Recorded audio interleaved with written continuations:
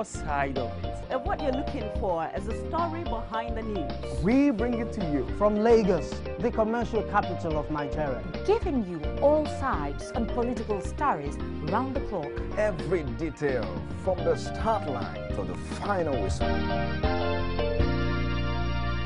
CoreTV News, expanding your view.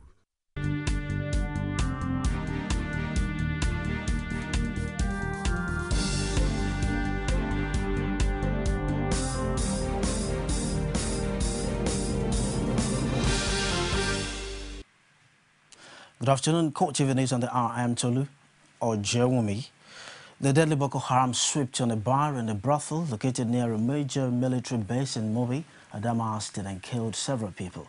Reports from Yola, the Adamawa State capital, indicated that the explosion rocked the popular bar located at Kaban, a few kilometers to the headquarters of the Special Operations Battalion of the Nigerian Army in Mobi.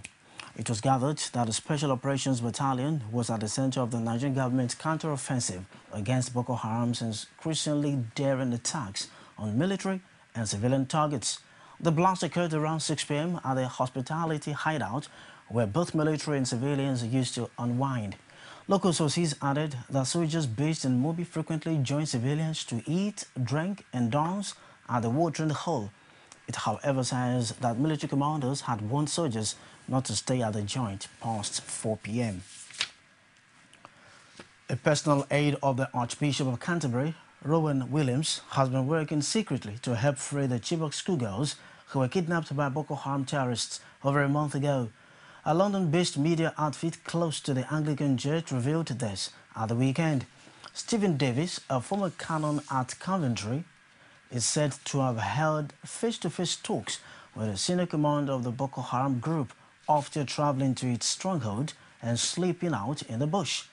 Other than Hamad Salkida, a former Nigerian journalist who had relocated to the United Arab Emirates, UAE, 2 other people have been contacted by the presidency to assist with the negotiations with Boko Haram for the release of the kidnapped students.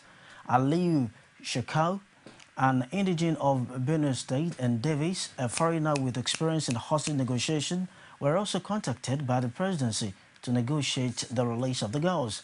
Davis, however, is not working in isolation, as presidency sources had revealed that he is working in conjunction with Aisha Wakil, who had previously presented herself as the mother figure of Boko Haram adherents and had repeatedly pleaded with the sect to stop their attacks.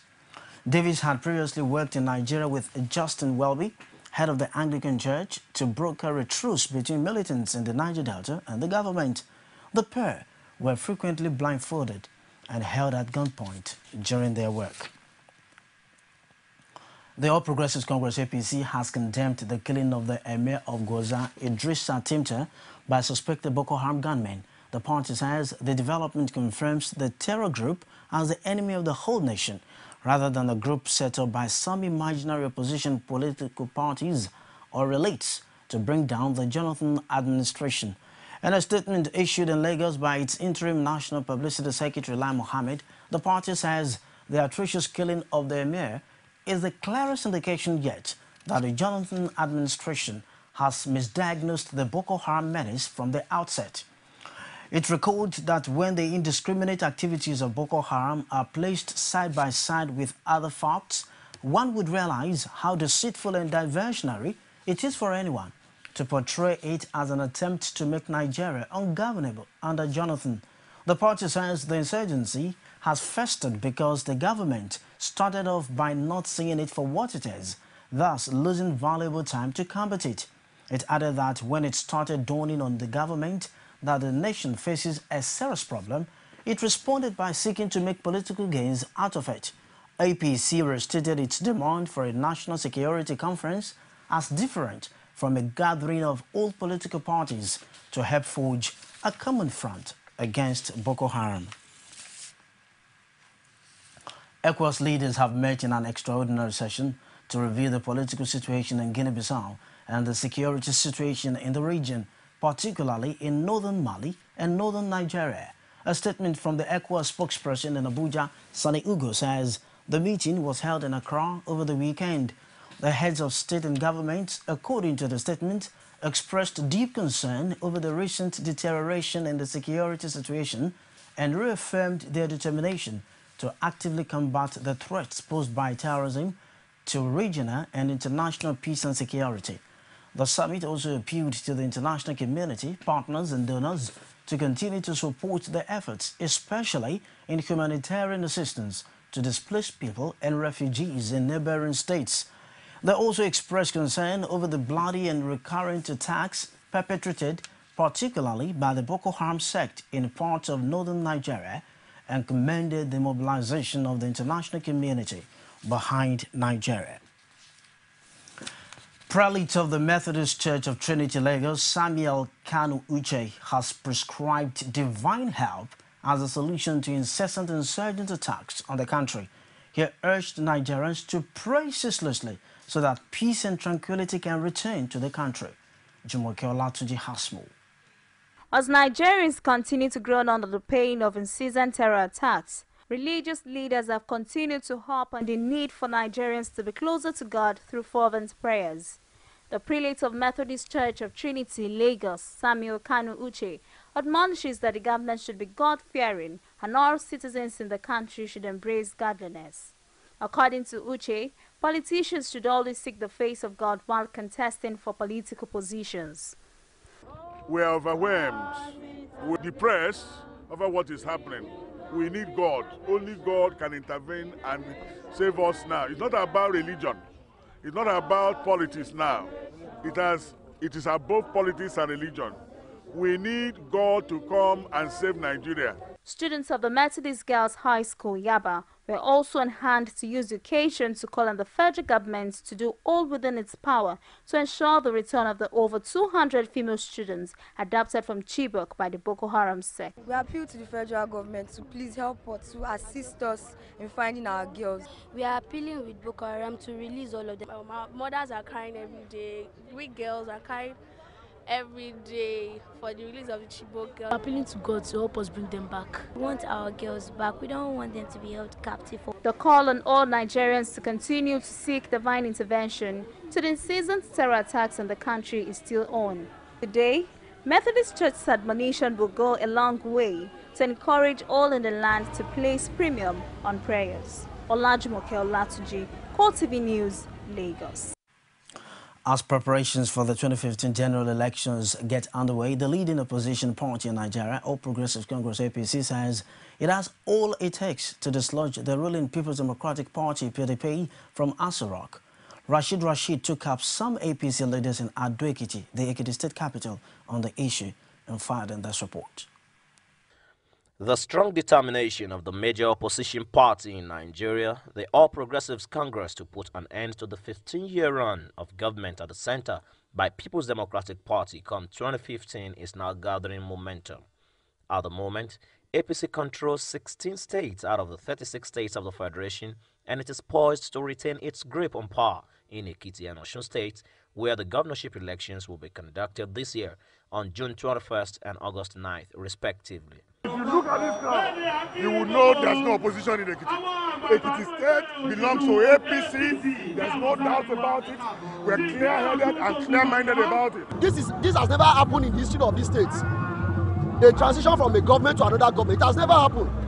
It's a confirmation of victory to come. For states under the control of the PDP, particularly the home state of President Jonathan, APC sounds loud its intention to take over the governance of those states. Former governor of Bayelsa State, Timipere Silva, has this to say on the chances of APC in Bayelsa. Bayelsa has never been more divided in the history of the state. And unfortunately, this is when we should have been more united. So now for APC, we are very, very strong in Bayelsa. We are very confident because the president has not done anything for Bayelsa State, and the state government is not performing at all. Ondo State is another peculiar state. Presently, it is the only state in the southwest not controlled by APC. Rather, it is under the control of Labour Party, which is regarded by politicians as an extension of the PDP. The landslide victory of the incumbent Olusegun Mimiko at the recently concluded governorship election in Ondo also posed a strong question for APC. However, Ondo State chairman of the opposition party, Isaac Kekemeke, dismissed this insisting that the All Progressives Congress is very much on ground in Ondo State. What we are saying in Ondo is that we want what is happening in Ekiti, what is happening in Osun, what is happening in Oyo, what is happening in Lagos, what is happening in Ogun to happen in Ondo. Politicians in the ruling PDP have on several occasions boasted of the party holding on to power at the center for 60 years. However, Temipere Silva has a contrary opinion. You can see that the PDP government has failed in the center. And that is what has really necessitated the existence, the invention of APC. If the PDP government had not failed, then there would have been no need for an APC. The 2015 general elections will no doubt be a keenly contested battle. All Progressives Congress, which appears to be the haven for all aggrieved members of the ruling PDP, still have major hurdles to cross before the 2015 general polls. The National Convention for the party and the presidential primaries will prove to be a litmus test for the party. All Nigerians eagerly wait to see what the future days will reveal for the opposition group. Rashid, CoreTV News, Ado Ekiti. Something sizzling about the larger upgraded version of the solar plane after this break. Please stay with us. CoreTV News presents a platform with presence in over 30 states of the Federation. Be sure to be had. For live coverage of events, we have the capacity to deliver from anywhere in Nigeria and beyond. Contact us now on 0803-471-8550 or 0803-724-9733, 014-533-407. A 24-hour news station.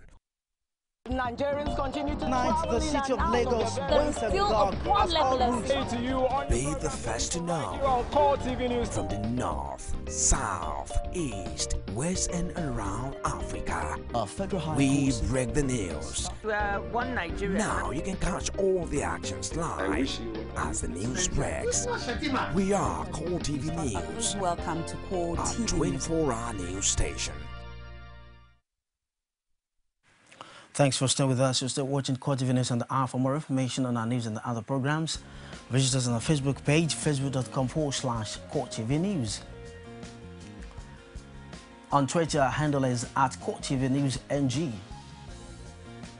And on YouTube, www.youtube.com/CoreTV Liverspace News. Something sizzling about a solar plane. A solar-powered plane that will be taken on a round-the-world journey in 2015 has made its inaugural flight. The Solar Impulse 2 vehicle lifted off from Perrin Airlifted in Switzerland at just after 3:35 GMT. Returning 2 hours later, it is a larger, upgraded version of the aircraft that flew across America last year with adventurers Bertrand Pickard and Andre Boschberg at the controls. For this maiden flight, test pilot Marcos Kedro was in the cockpit. He climbed to just over 6,000 feet, conducting a number of maneuvers to prove the handling of the aircraft. Kedro reported some early vibrations, but overall, the mission outcome appeared very positive. The carbon fiber aircraft has a huge wingspan, which at 72 meters is wider than a Boeing 747 jet, and yet the vehicle weighs only 2.3 tons. The tops of the wings are covered by 17,000 solar cells, which drive 4 brushless electric motors at speeds of up to 140 kilometers per hour. During the day, the solar cells will recharge lithium batteries, which can then be used to keep the plane's propellers turning through the night.